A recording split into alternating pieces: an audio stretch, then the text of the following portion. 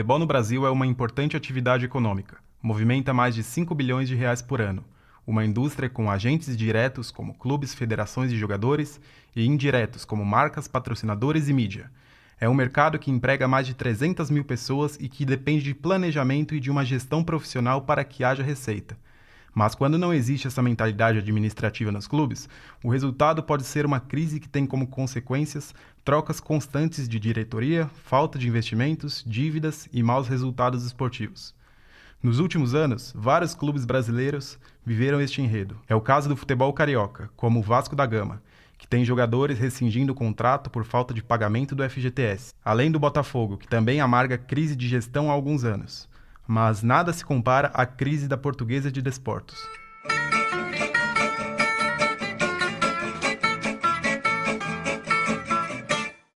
Aos 98 anos, o clube fundado por imigrantes portugueses e que já foi vice-campeão em 1996, amarga hoje uma crise que o empurrou para o fundo do poço. A Lusa foi eliminada da Copa Paulista e hoje não tem nenhuma divisão para disputar. Qual é o papel que a má gestão no clube tem sobre essa realidade? De quem é a culpa? Qual o futuro do clube? É o que você confere a partir de agora. No coração da Marginal Tietê fica uma imponente construção de 62 anos. Despontam o verde, o branco e o vermelho do Canindé.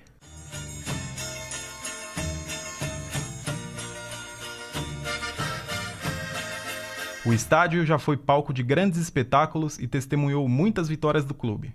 Sua construção se deu graças aos recursos dos primeiros sócios da colônia portuguesa em São Paulo. É um símbolo da relação sentimental que os torcedores têm com a Lusa, como é o caso do jornalista Eduardo Afonso, do canal ESPN. Eu sou torcedor da Portuguesa, graças aos meus avós e meus pais. Meu avô é sócio fundador da Portuguesa, carteirinha 006. Foi uma das pessoas que mais deu dinheiro na época para a compra do Canindé do São Paulo. E por isso teve direito a esse título patrimonial benemérito 006, que inclusive está sendo passado para o meu nome. Tudo que eu sou hoje como jornalista esportivo, o meu amor ao futebol e a minha profissão, se deve à Portuguesa, que eu frequentei desde os 4, 5 anos, torcendo, indo ao Canindé, indo a outros estádios. Na minha adolescência, passei a viajar com torcida organizada, tudo mais. Então, todo esse amor que eu criei pelo futebol e que acabou transformando a minha carreira de jornalista, na minha carreira de jornalista esportivo, eu devo à Portuguesa.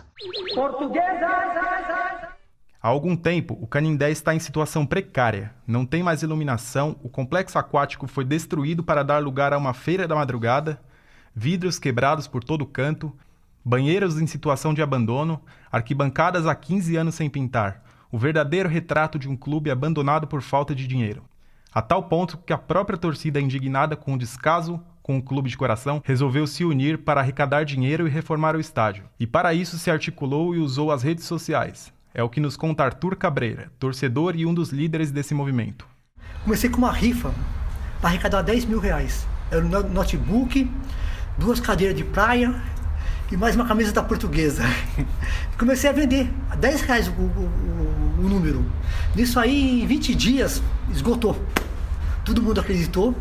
A gente já tem um pouco de credibilidade também, né? Acreditou e fomos para cima. E começamos pintando. Hoje, nessa entrevista, hoje é dia 14 de setembro. Nós começamos no dia 24 de janeiro. Praticamente 9 meses, né? Tá? A gente tem toda a arquibancada pintada. Todas as grades pintadas, todo o fosso limpo e pintado. E toda a parede por cima da arquibancada pintado também. E a gente gastou mais ou menos uns 60 mil reais. De pintura, a tinta que a gente ganhou, calculando, porque ela deu a tinta, mas tem um custo da tinta também, a gente calcula na placa, tudo. Então ficou mais ou menos 60 mil reais o valor. Troca de vidro também, tinha 20 vidros quebrados também, né? A gente trocou também, as lâmpadas também, 60 mil reais. Mas para quem trabalha com jornalismo esportivo e cobre futebol diariamente, a ajuda da torcida pode até ser bem-vinda, mas não é o suficiente para mudar a situação atual do clube. Eduardo Afonso, jornalista da ESPN. Cara, mas num futebol caro e profissional como é hoje, é só se a gente tivesse aqui torcedores que fossem ricos milionários e que pudessem contribuir com somas absurdas por mês para tirar a Portuguesa dessa situação. A gente precisava ter pelo menos uns 10 torcedores que pudessem colocar 100 mil reais cada um por mês. Aí seria uma coisa que poderia ajudar o time a sair dessa merda que se encontra. Essas ajudas mambembes aí são só bonitas para ver o amor, tal, mas não resolvem o problema do time. Na verdade, assim, num resumo geral, um time profissional que precisa de torcedor para fazer essas coisas é porque está numa situação de falência total. Indignado, revoltado, nervoso, não sei nem o que falo. Fizeram a minha Portuguesa descer ao túmulo. Jogaram a última pá de cal na Portuguesa. Gente incompetente e metida, nariz pra cima, metida a ser entendida. Nem a quarta divisão. Que quarta divisão, nem a Copa Paulista, nem a primeira fase se classificou. Que montou e contratou dezenas de jogadores. E contratou na incompetência portuguesa. Você é grande, Portuguesa. Você está nas mãos de gente pequena. Você está nas mãos de gente incompetente.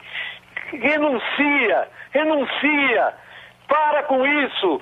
Não afunde mais a Portuguesa. Afundar para onde? Jogaram a pá de cal. Eliminada da Copa Paulista. Na primeira fase. Incrível. A minha Portuguesa de eternas glórias. Afundaram. Conseguiram. Bando de incompetentes. Em última participação no programa Paixão Lusa, da Rádio Trianon, Gil Gomes, jornalista e radialista, expõe o atual momento em que o clube se encontra.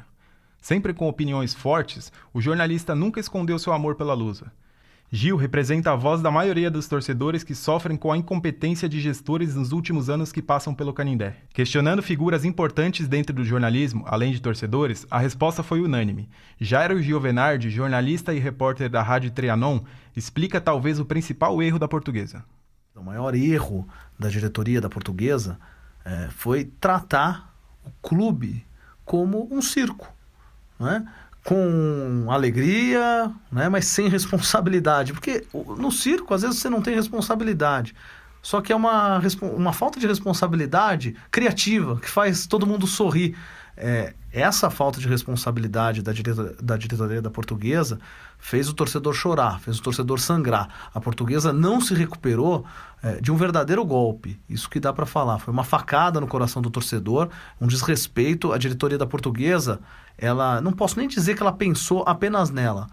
Ela não pensou nem nela própria, infelizmente, e isso fez com que o clube sofra até hoje. Antônio Quintal, que também é jornalista e apresentador do programa Paixão Lusa da Rádio Trianon, cita um comportamento antigo dos gestores que passam pela Portuguesa. Segundo ele, os dirigentes não se atualizaram como o mundo do futebol exige. A Portuguesa não se atualizou, não se modernizou. A Portuguesa continuou sendo dirigida de forma amadora. A Portuguesa continuou sendo dirigida de forma simples demais para a evolução do mundo. E o futebol, de uma forma geral, evoluiu bastante. E ele cobra o acompanhamento dessa evolução. Ele cobrou isso ao longo do tempo, continua cobrando. E a Portuguesa estagnou. A Lusa já foi reconhecida no futebol por revelar grandes jogadores, como Zé Roberto, Ricardo Oliveira, entre outros. Porém, nos últimos anos não é isso que vimos. Seria fruto do atual momento em que o clube se encontra? Vital Vieira Curto, coordenador do Museu da Portuguesa. Fruto da má administração. Porque a Portuguesa revelava grandes jogadores, porque quem tomava conta do departamento do futebol de base eram todos jogadores do passado deles. Eram Nena, Hermínio, Julinho, Brandãozinho, porque esses jogadores sabem muito mais do que hoje não tem. Preferem contratar gente que tem diploma de preparador físico, e isso não funciona, porque o ambiente do futebol profissional sabem os jogadores, sabem a conversa que têm que ter e as características de como se toca na bola. Por isso é que realmente não está revelando nos últimos anos. Em uma ação recente, o atual presidente Alexandre Barros destruiu parte do patrimônio histórico do Canindé, o complexo aquático, apostando que o clube conseguiria a receita com um novo camelódromo. Entretanto, conselheiros e torcedores reclamam de não terem sido consultados. Em conversa com pessoas de dentro do clube, da noite para o dia chegaram máquinas para aterrar o complexo. Luiz Paulo Rosenberg, diretor de marketing do Corinthians, explica que esse não é o caminho. É claro que aquilo lá foi um absurdo. Quer dizer, nós somos um time de futebol e não um empreendedor imobiliário. Agora, simplesmente aterrar a piscina e fazer uma feira da madrugada é o pior dos dois mundos. Você nem tem clube, nem tem disponibilidade para vender, atrair um outro investidor. Em outra ação desastrosa dos dirigentes, talvez a que fez com que a Portuguesa chegasse onde chegou hoje, foi a escalação irregular do meia Everton, em último jogo válido pelo Campeonato Brasileiro de 2012. O jogador estava suspenso por 2 jogos e não poderia ir a campo. Com isso, o Fluminense entrou com recurso no Superior Tribunal de Justiça Desportiva e a Portuguesa foi multada com a perda de 4 pontos, levando à Série B. Dali em diante, todo o drama luso se intensificou.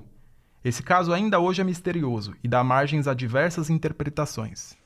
O presidente Ulisses Guimarães costumava dizer que jabuti não sobe em árvore. Se ele está lá em cima é porque alguém colocou.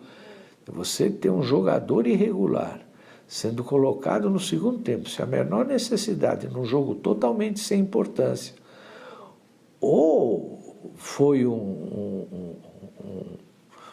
algo não explicável, ou deve ser a maior manifestação de imbecilidade no futebol brasileiro, pelo menos desde Pero Vaz de Caminha. Para Guilherme Palese, apresentador do programa Agora o Bicho, da Rádio Mix, o caso Everton foi muito além de um erro.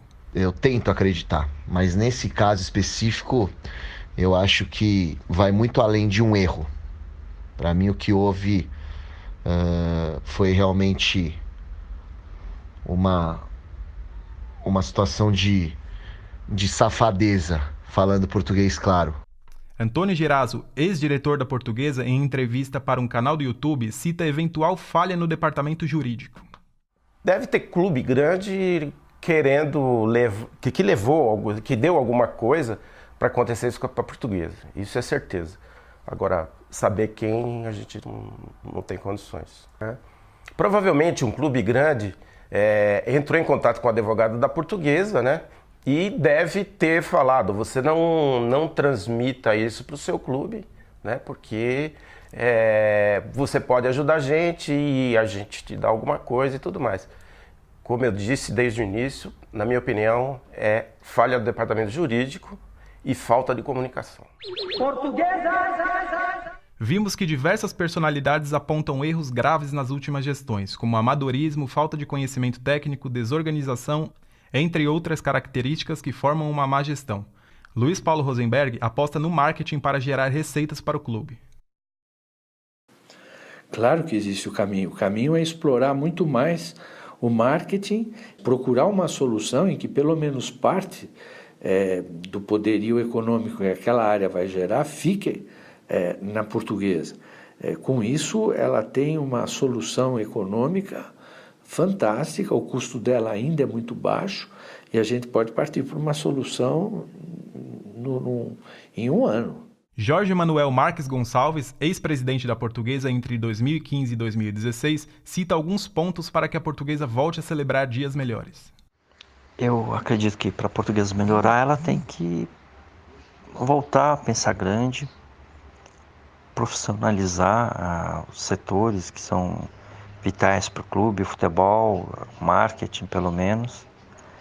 Não haver nenhum tipo de conflito de interesses entre quem cuida do futebol e o clube. Não pode ter diretor que agencie jogador, diretor que dispensa jogador para poder, quem sabe, colocá-lo num time de outro estado, ou mesmo de São Paulo, e ganhar alguma coisa com isso. Isso tudo depõe contra o interesse da própria Portuguesa, né? E eu acho que isso não pode acontecer de forma nenhuma. A Portuguesa tem que estar em primeiro lugar em qualquer tipo de ação. De fato, vimos que a Portuguesa passa por sérios problemas financeiros, e isso é motivo de tristeza para todos os torcedores que simpatizam com o clube. Até mesmo os mais otimistas estão desiludidos com o clube. Eu sou uma pessoa otimista, mas nesse caso eu não consigo acreditar que serão anos bons. Espero estar enganado. Espero que cale minha boca. Quero muito. Portuguesa é querida de todos aqui que moram na região, próxima da Lusa. E a gente torce para que as coisas melhorem, mas acho difícil. Mesmo com todo o amor pelo clube, Eduardo Afonso deixa de lado o coração, fala pela razão e faz uma previsão pouco otimista para o futuro do clube. Portuguesa e otimismo são duas palavras hoje que elas não se conectam. Nada que vem da Portuguesa é otimista. E nada que é otimista tem a ver com a Portuguesa. Então não existe a conexão Portuguesa de Desportos, otimismo. Próximos 5 anos, se a Luz estiver ainda com um time de futebol disputando alguma série do Campeonato Paulista nos próximos 5 anos, isso já será uma grande coisa. Eu particularmente acho que não dura mais 5 anos. Acho que fale antes dos 5 anos. Mas se por acaso, daqui a 5 anos, o time ainda disputar uma Série A3, Série A2, essa Copa Paulista aí, já é uma vitória. Pela situação atual, 5 anos é tipo assim, um prazo muito longo. A Portuguesa é um doente terminal de câncer. Está quase vivendo por aparelhos. É só acabar a eletricidade no hospital ou o câncer tomar conta do pouco que ainda está sadio. Acho que não dá para 5 anos, não. Vital Vieira, que é coordenador do Museu da Portuguesa, também faz seu prognóstico da Lusa. Que eu antigamente tinha esperança. Agora eu tenho fé. E qual a diferença entre ambos? Ter esperança é porque os homens ainda podem resolver o problema. Ter fé é que precisa ter a influência da divindade para nos ajudar. Você ouviu Futebol e Má Gestão, o caso da Portuguesa de Desportos, uma reportagem produzida como projeto experimental do curso de jornalismo da Universidade Cruzeiro do Sul, Campus Liberdade. Produção e reportagem, Wesley Silva. Trabalhos técnicos e pós-produção, Wesley Silva. Orientação, professora mestre Flávia Delgado. Coordenação do curso, professora doutora Regina Tavares. Novembro de 2018.